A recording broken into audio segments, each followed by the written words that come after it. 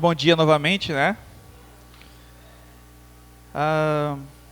Novamente gostaria de agradecer o convite da casa, em especial para sermos honradamente fazer parte dos 50 anos dessa casa, dessa instituição. E a gente, com essas viagens que nós fazemos com esse trabalho, nós sabemos o quanto é importante cada casa espírita, o trabalho que ela realiza e quantos corações consegue consolar à luz da doutrina espírita, porque quanto mais nós nos enveredamos para entender o que é a lei divina, o que é a boa nova do Cristo, a gente faz assim com que as nossas vidas sejam cada vez melhores. E a primeira coisa que eu vou fazer é colocar os óculos, porque eu falei isso ontem, né? Quem viu ontem? Porque minha visão agora virou 4K, né? Ultra HD, consigo ver todo mundo. E aí fica mais fácil a gente falar quando a gente olha nos olhos das pessoas, né? E esse é o convite, a gente poder falar mais olhando nos olhos das pessoas. E isso se estende para falarmos com os nossos pais, os nossos filhos, os nossos amigos, colegas de trabalho, vizinhos. Precisamos nos conectar com aquilo que realmente importa, que são as pessoas. Nos momentos atuais, temos nos afastado desse real objetivo. E aí eu vou começar o tema de hoje, que é o Evangelho começa no lar. Todo mundo consegue enxergar? Sim? Porque aí de repente vocês precisam ligar a luz, desligar a luz. Lá no fundo consegue ver? Mais ou menos, algumas pessoas. Eu vou lendo um pouquinho também, tá?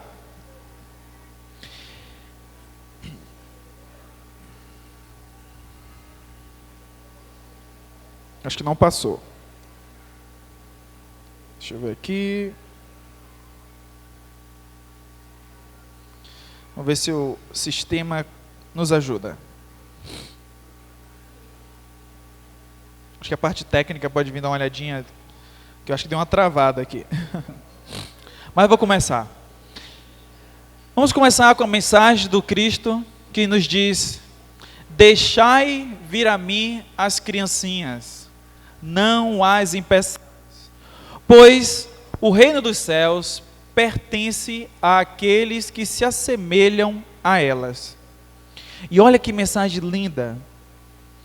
Porque muito tempo atrás, quando a gente lia esse texto, a gente olhava para esse texto e ele estava meio incompleto. Porque as pessoas liam e simplesmente a gente olhava e imaginava a seguinte interpretação: o reino dos céus pertence às crianças, ou seja, depois que a gente cresceu já era, tá, gente? Está todo mundo perdido, abandonado. Só que aí tudo evolui, inclusive o estudo das linguagens, e aí a gente vai entender o verdadeiro significado da mensagem do Evangelho, que aí vai dizer que devemos nos assemelhar às crianças pelo processo que as próprias crianças produzem quando buscam conhecimento. Nós devemos ser tão humildes quanto as crianças, porque as crianças se reconhecem que não sabem tudo. Então toda vez que uma criança tem dúvida, o que ela faz? Ela pergunta. E pergunta uma vez só? Nunca mais. Pergunta 1, 2, 5, 10, aí tira a nossa paciência. Aí a gente começa a ficar de cabelo branco, os cabelos caem. E começa um desespero terrível. Aí a criança começa a perguntar aqui, a colar. E aí nesse desespero nós descobrimos algo incrível que nos ajuda nesse processo. A gente descobriu um aparelho que é só entregar para eles, tudo fica calmo na casa. Aí a criança pergunta 1, 2, 10, a gente olha para aquela criança e fala assim: filho, cadê aquele celular que eu te dei? volta lá, pega lá. Aí pronto, a criança desaparece, some. Aí a criança começa a mexer naquilo, e ainda se ele estiver mexendo no YouTube, vendo os vídeos, os desenhos animados, a gente descobriu mais um outro acessório.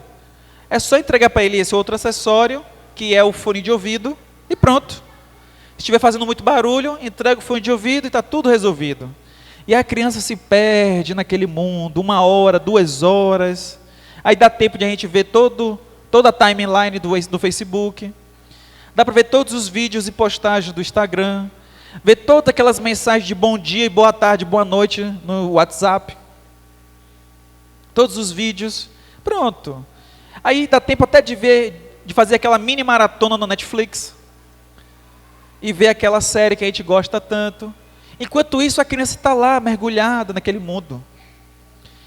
E aí, de repente, alguém bate a sua porta. Você vai abrir. E aí, quando abre, é um vizinho. E o vizinho pergunta: oi, vizinho, tudo bem? Tudo bem. Ah, está tudo bem em casa? Está, tudo ótimo.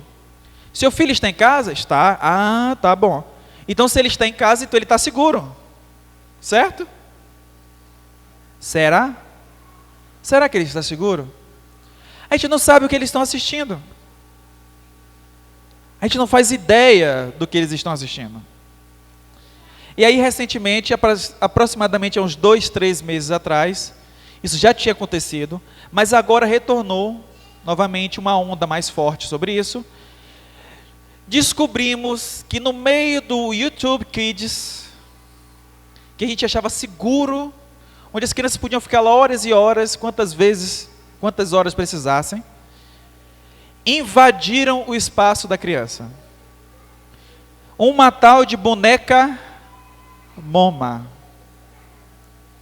Ela aparece no meio dos desenhos animados, com aquele rosto deformado, com estilo de pássaro, num modelo de pássaro japonês, uma estátua de um pássaro japonês. E ela começa a conversar com as crianças, interagindo com elas, e falando e ameaçando-as. Falando: olha, você precisa fazer algo muito importante para mim. Você vai fazer algo muito importante, porque vou te mostrar onde você deve adquirir alguns objetos. Então a boneca Moma apresenta às crianças onde consegue esses objetos, e usa esses objetos nela mesma. E ainda ameaça as crianças, dizendo que não é para falar para os pais. Porque se é criança falar para os pais, essa boneca Moma vai aparecer à noite e vai levar os pais dela embora. Ou vai atacar à noite. E aí, quando a gente ouve essas histórias, a gente lembra das histórias que nós ouvimos de terror quando éramos crianças. Eu não sei como é que era aqui em Campina Grande, mas existia em muitos lugares o velho do saco, né? Que se a criança ficasse na rua até tarde, você falava isso, ele: olha, não fica até tarde, porque senão vem o velho do saco e te leva embora. Não é assim? Então, esse é o novo velho do saco. O velho da mochila, velho do não sei o quê. Então as crianças ficam assustadas e não falam. E aí mostra onde estão os elementos, os itens perfuro-cortantes da casa. E aí você já imagina o desespero. Então quer dizer que nós temos que estar atentos ao que eles estão fazendo. E a gente tem relegado esta responsabilidade para as mídias sociais, para o YouTube, para a internet. Na nossa época não existia a internet. E toda vez que eu falo na nossa época, o pessoal: ixi, lá vem. Os jovens que estão assistindo, eu falei: meu Deus, eu ouço toda hora isso em casa. Né? Meus pais falam isso toda hora. Na minha época não era assim. Pois é. Mas é real. Então as crianças estão relegadas para o segundo plano.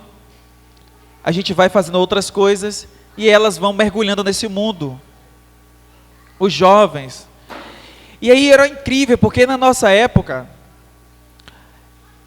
tudo era uma maravilha e a gente não sabia.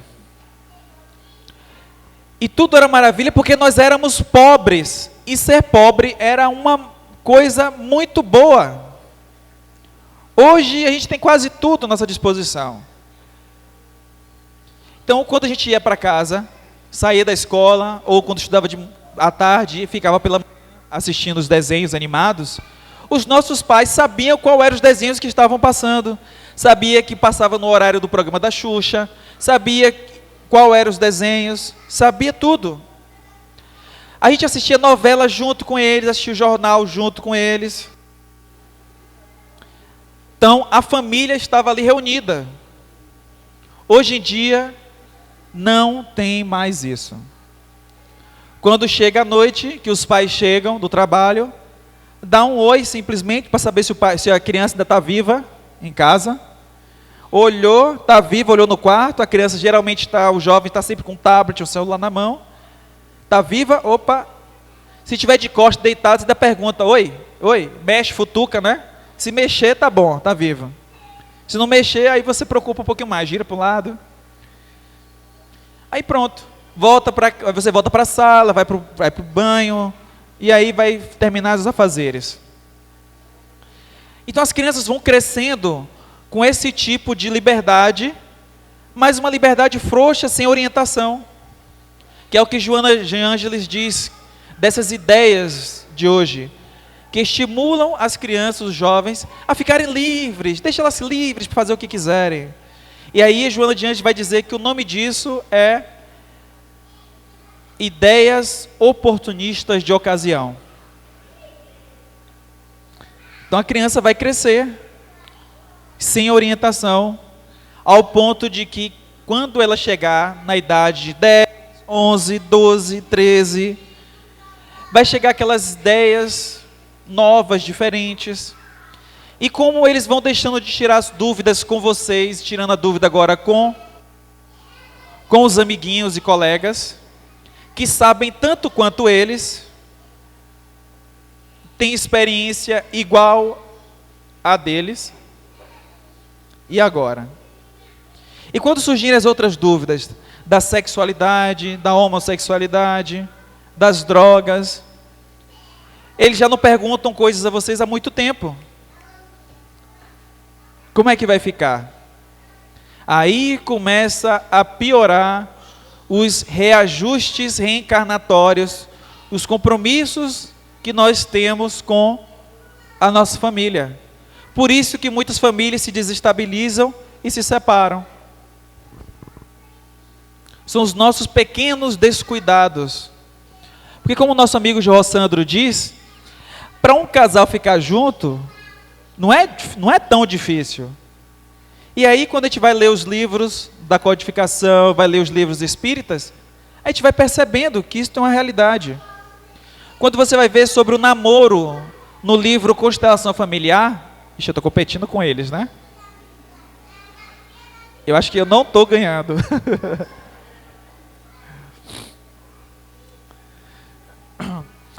Então, quando há o processo do livro na Constelação Familiar, vai falar o seguinte, que o processo de namoro é natural.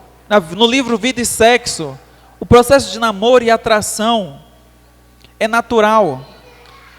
A gente vai se encantando pelo que vemos. Só que nesse encantamento, o que nos liga às pessoas? O que vai ligar os jovens que estão acabando de enamorar-se? São os laços de família, que são os laços espirituais, ou os laços de família relacionados à parte corporal? Que são os dois únicos laços. Os laços espirituais e os laços corporais. Os laços corporais, muitos de nós realizamos esse processo. A atração física, vimos um rosto bonito, um corpo bonito, olhos bonitos, nos atraímos e aí iniciamos o processo de namoro. E aí a coisa vai se desenvolvendo. E aí depois, e somente depois, é que vamos descobrindo a personalidade do parceiro. Só que muitas vezes esse descobrimento já é tarde. Já iniciou ali um processo de convite do mundo espiritual ao novo ser. já vem um filho aí. E aí o compromisso não tem como ser desfeito. E se houver a tentativa de desfazer esse compromisso, é mais problema ainda. Então você vê que é uma bola de neve, descendo montanha Everest abaixo.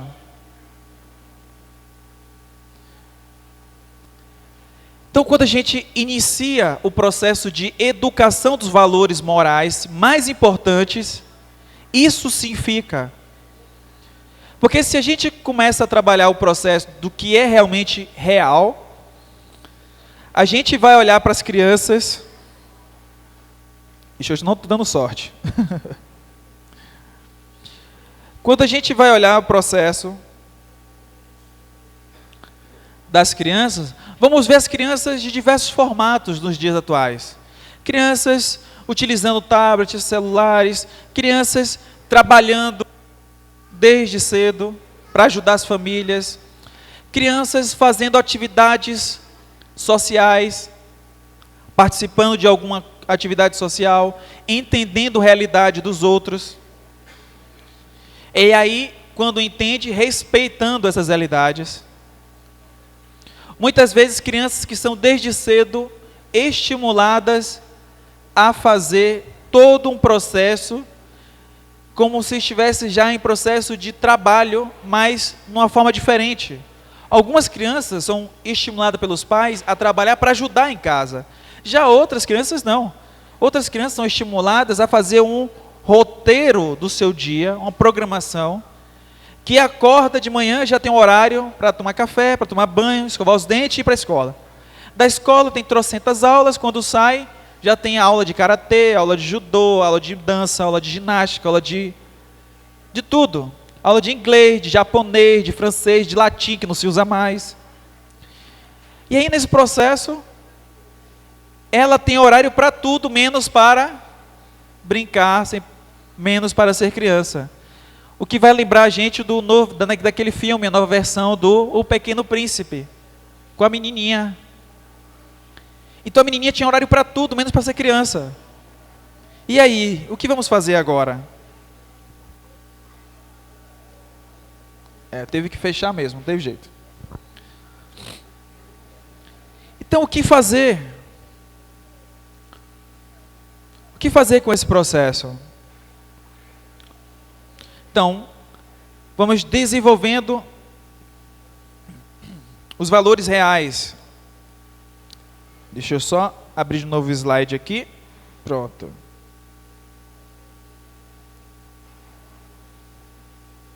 Acho que agora vai. Eu preciso mostrar as imagens para vocês. E a gente faz tantas questões de chegar em casa logo, de passar, de quando o chefe, né? O chefe, a chefe do trabalho fala assim: olha, eu preciso que você termine esse trabalho aqui. Aí muitas vezes a gente vai e leva o trabalho para casa, e aí eu então falo para eles: olha, aqui são o modelo das crianças que eu estava falando. Então muitas vezes vai chegar em casa, quer chegar logo em casa, só que aí no processo de chegar logo em casa, para ver a família. Então muitas vezes a gente fala assim: olha, eu não posso terminar isso agora não, vou ter que fazer só amanhã, porque eu tenho que chegar em casa, minha filha está esperando, meu esposo, meu marido, minha esposa. Só que aí quando chega, o que nós fazemos? Lembramos que temos que mandar uma mensagem a mais, mandar aquele e-mail, ver novamente o vídeo que a gente não conseguiu ver a tempo. E aí em casa tem alguém solicitando a nossa amizade. E a gente olhando no Facebook para ver quantos amigos ainda precisamos formatar. Em casas, existem pessoas que querem que a gente curta a vida deles, como a gente curte na internet a dos outros. Pessoas que conhecemos, pessoas que não conhecemos. Mas pessoas que estão distantes de nós. Porque estamos esquecendo das pessoas que estão ao nosso lado, querendo nossa atenção ali. Então, eu tenho que dar atenção a quem está perto de mim e quer conversar comigo. E aí Jesus já fazia assim: Alguém vai chegar perto de Jesus e vai falar: mestre, sua família está aí, seus irmãos. E ele vai dizer: quem são os meus irmãos? Quem é a minha família? Esses que estão aqui. São as pessoas que estão ali o tempo todo, querendo aprender, querendo trocar experiências. Então essa é a verdadeira família, porque todos nós fazemos parte da família universal. Então se vocês estão aqui, vocês já fazem parte dessa família universal, já fazem parte da minha família e eu faço parte da família de vocês, porque vocês estão abrindo um espaço para que eu possa compartilhar informações com vocês, que vai influenciar a vida familiar de vocês. Daí a minha responsabilidade. Eu não posso vir aqui levianamente, sem estudar, sem ler, sem ter algo para compartilhar. Então precisamos levar isso a sério. E muitos de nós temos apenas um dia da semana que dedicamos ao centro espírita. O local onde nós temos um espaço imenso, gratuitamente oferecido, para que a gente possa refletir sobre os nossos problemas e levar essas reflexões para o lar, mas não apenas para levar reflexões vazias, mas reflexões de que eu preciso realmente fazer algo diferente.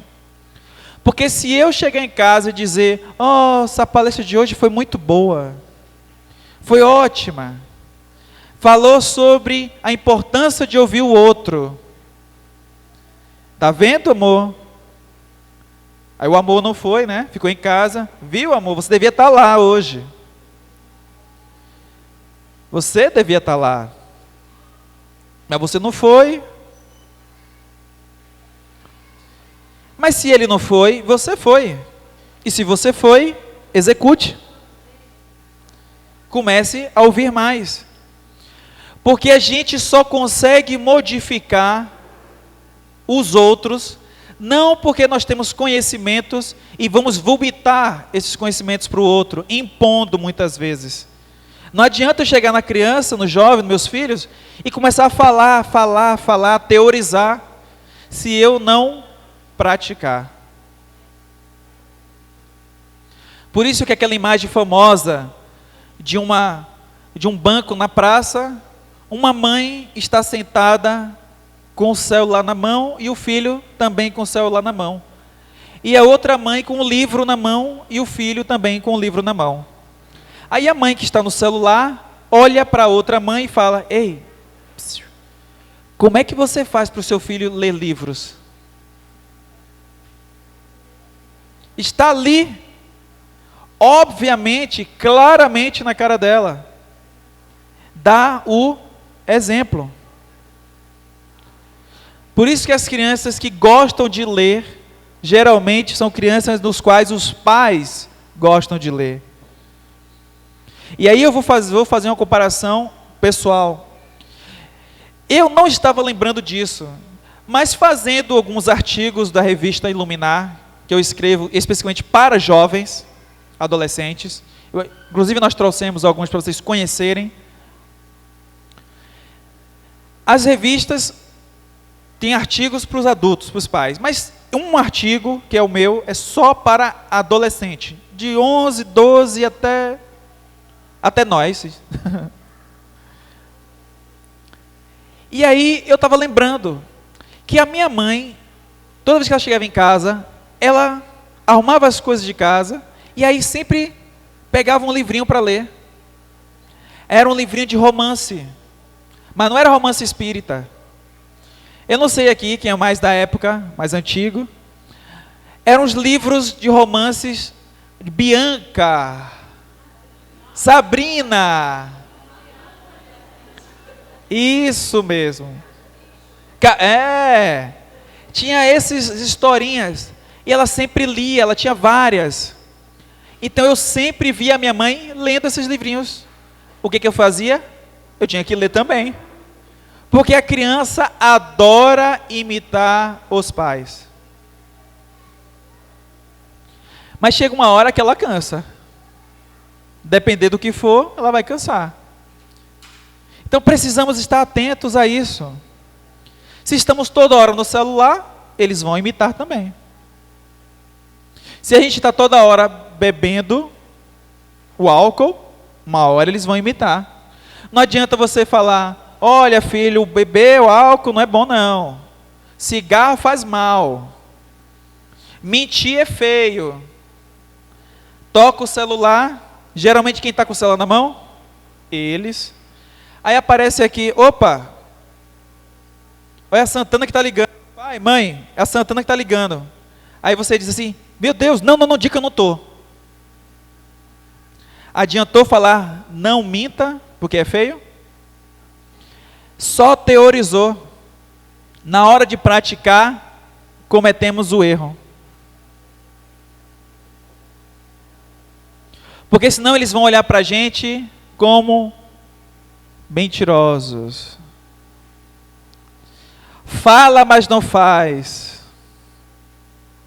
E aí a gente não tem moral para exigir depois que eles não assumam ou não escolham caminhos errôneos. Eles não vão nos ouvir, não vai adiantar.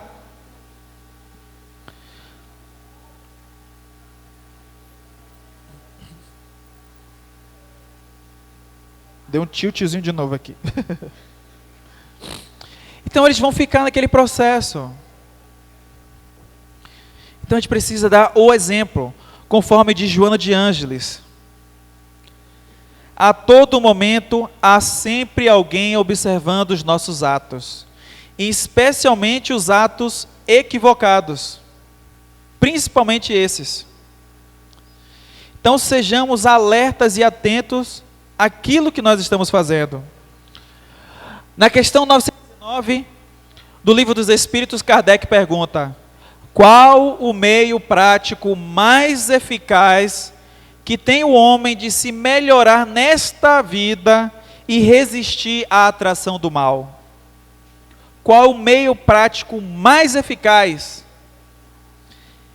E aí os espíritos respondem: um sábio da antiguidade já disse, conhece-te a ti mesmo. Só fazendo o esforço de nos conhecermos é que a gente vai entender quem nós estamos sendo hoje. Quais são as minhas limitações como ser humano, porque eu tenho limitação, eu não posso tudo. Algum pai aqui perfeito, por favor, levanta a mão. Então os pais, os avós, querem passar uma imagem de perfeição para os filhos. Eles não vai colar, essa imagem não dá certo. A gente acha que nossos filhos são perfeitos o tempo todo. Aí passa a mão na cabeça, erra aqui, a gente, não é bem assim. E vai passando a mão, ao invés de corrigir o processo do caminho. Passar a mão na cabeça não resolve. Encobertar os erros não resolve. É preciso disciplina. Não é o Ala que está falando isso. É o livro Vida e Sexo. Emmanuel, Joana de Ângeles, Kardec, Espíritos Superiores. Para a gente poder refletir. Só conhecendo a nós mesmos, vamos saber que nós não podemos tudo. E sabendo que não podemos tudo, os nossos filhos vão entender que eles também não podem tudo. Porque se eles entendem que você não pode tudo, ele vai exigir menos coisas de vocês. Olha, meu pai não pode comprar tudo, ele não é rico. Então vai pedir menos toda vez que sair na rua, toda hora pedir presente. Porque se toda hora que ele pede, você dá, qual a imagem que estamos passando para eles? Que você pode comprar. Não, é porque, Alan, não é bem assim, é porque na verdade, na minha época, você vai lembrar, e na sua época também, tudo era tão difícil. A gente não podia comprar, eu pedi uma boneca da Barbie em janeiro, recebia só no final do ano, Natal. E ainda assim nunca era a que eu pedi. Tudo bem. Não, então hoje eu posso comprar. E quantas Barbies ela tem? Não, ela tem uns 19 agora. 19? Então aí a criança tem boneca de tudo. Tem as Monster High, tem as Barbies, tem a coleção da casa da Barbie, tem o carro do Ken, tem o Ken 1, o Ken 2, o Ken da praia, o Ken de férias, tem o Ken de tudo. Então, qual é a dificuldade que essa criança teve? Nenhuma. Ela não sabe que existe dificuldade, não sabe que existe limite financeiro, que cartão de crédito tem limite. Aí tem uma historinha do controle financeiro que o Maurício de Souza fez nos videozinhos, onde o personagem vai lá perguntar: olha, de onde vem o dinheiro? Ah, o dinheiro vem do cartão de crédito do papai. Ah, não, ele vai lá toda vez que precisa comprar uma coisa, ele só passa o cartão e compra. É uma maravilha. E aí outra pessoa que vai explicar que aquilo tem um limite, como é que funciona. Então a gente precisa explicar. Porque senão a gente vai olhar as mensagens que temos, como o Evangelho, como as obras básicas, como coisas meramente religiosas. E aqui a doutrina espírita não é meramente uma outra religião. Não é. É um tripé, onde a gente ajusta ciência, filosofia e religião. Então existe uma ciência, existe um contexto filosófico. E aí a gente vai olhar para Jesus, não mais como um ser especial divino, mas um ser igual a nós, que teve início, foi criado simples e ignorante igual a nós. Então ele não é o filho especial de Deus. Todos somos filhos especiais. Só precisamos dar abertura para que essa centelha divina brilhe. E aí a gente vai domar as nossas más inclinações, como o orgulho, a maldade, injustiça, o egoísmo, os nossos vícios. Aí alguém vai dizer: eu não sou viciado em nada, não sou viciado em cerveja, não sou viciado em nenhum tipo de droga. Mas toda hora a pessoa está no celular. É um novo vício. Não consigo largar o celular, não consigo viver sem ele. Não, mas é porque eu trabalho. Depois do horário de trabalho, você continua trabalhando o tempo todo, 24 horas por dia. Então nós somos muito rebeldes. Então precisamos trabalhar em nós as virtudes do homem de bem. Trabalhar dentro da nossa rebeldia a resignação. Não é esquecer, matar a rebeldia. É perceber, conhecendo a nós mesmos, que nós somos rebeldes. Nós somos violentos. Nós somos maus algumas vezes, pensamos algumas maldades, pensamos em algumas maledicências, uma fofoca honesta, né? Aquela fofoca boa que todo mundo gosta de falar, fofoca branca. E aí isso vai contaminando o processo. Então a gente não sufoca os pontos negativos que temos. Nós percebemos, eu preciso reconhecer que eu sou vingativo. Eu sou. Pronto. O que eu tenho que fazer é ser menos vingativo e perdoar mais. É isso que eu preciso fazer.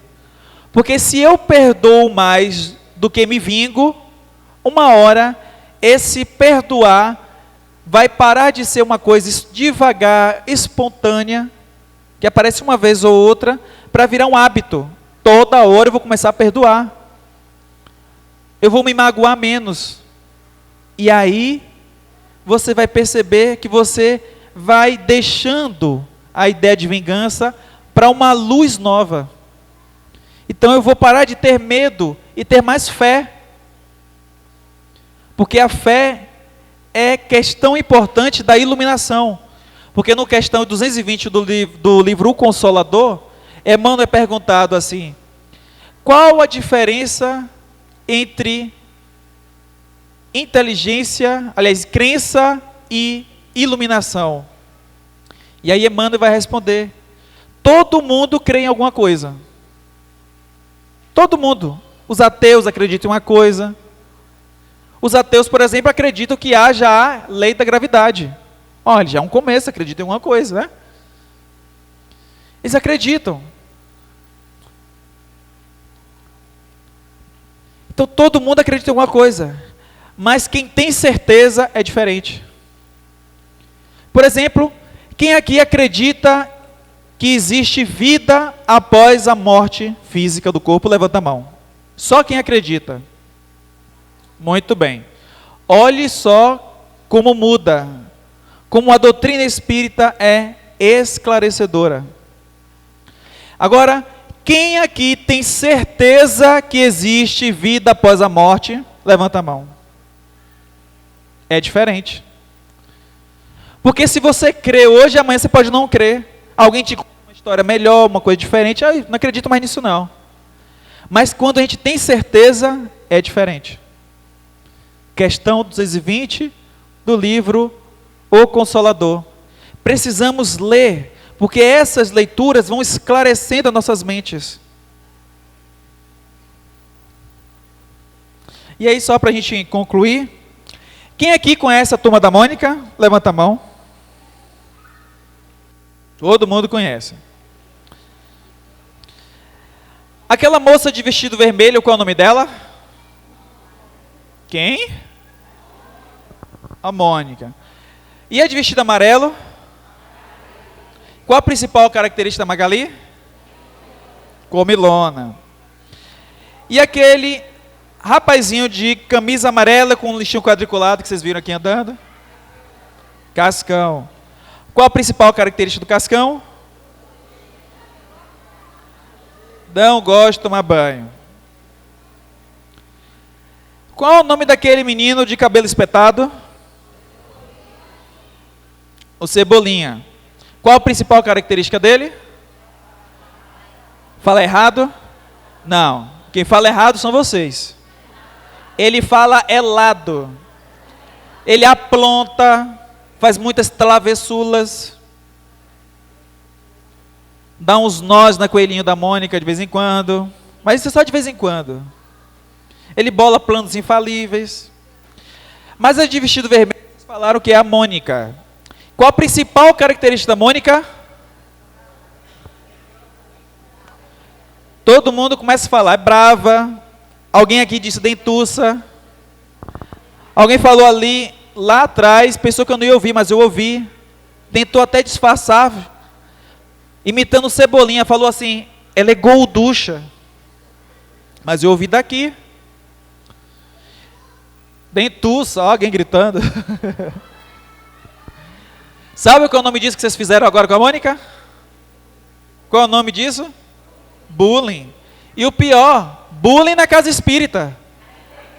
Tem agravante. Desencarna, vai direto para o umbral. E esse rapaz de camisa branca, quem é? O André. Quem é o André? O primo do Cascão. Ele é um primo qualquer? Ele é um primo gente como a gente.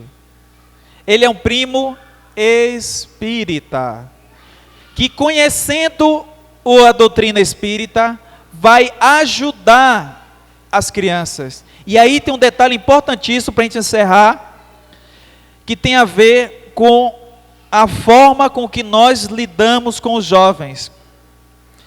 O André não vai pegar uma informação do livro e abrir e dar aula para as crianças apenas. Ele vai deixar as crianças falarem, contarem as suas histórias. Porque quando eles contam as suas histórias, o André começa a conhecer os espíritos que estão ali na frente dele. E a gente não tem feito isso. A gente não tem deixado os nossos maridos, esposas falarem, para a gente entender que espírito é esse que está comigo, gente. A gente olha para ele, dormindo, deitado no sofá, com os pés em cima, assistindo o jogo no sábado, no domingo, e fala assim, meu Deus. Aí olha para a mulher, e fala assim, mas essa mulher toda hora encrenca comigo, meu Deus. A gente olha para a criança e fala, meu Deus, mas a criança é tão difícil. E a gente não se olha para a gente. Então, quando a gente olhar para o Espírito, a gente imaginar o que é esse Espírito. O que eu posso aprender com ele? Porque se eu achar que só eu posso ensinar, eu estou perdendo a oportunidade. Então, o André deixa as crianças falarem, para quando eles falarem, aí sim, lembrar quantas coisas que as crianças já fazem, que já estão conectadas com o Evangelho. E assim a gente aprende. Então esse é o objetivo, que a gente possa olhar mais uns para os outros e reconhecer a centelha divina que temos cada um de nós. E nessas pessoas que estão ao nosso lado, ao nosso redor, que são aqueles que estão mais próximos de nós. Que possamos continuar as atividades de hoje, aqui na casa, na comemoração dos 50 anos, que as mensagens que foram compartilhadas, as histórias, que possam encontrar conforto em nossos corações, renovando a nossa fé em Deus, em nós mesmos, nas pessoas que estão ao nosso redor, porque todos nós estamos juntos nessa encarnação, e que possamos fazer com que a nossa vida seja mais prazerosa e que a nossa vida tenha um real efeito. Obrigado a todos pelo carinho e parabéns à casa por mais um ano.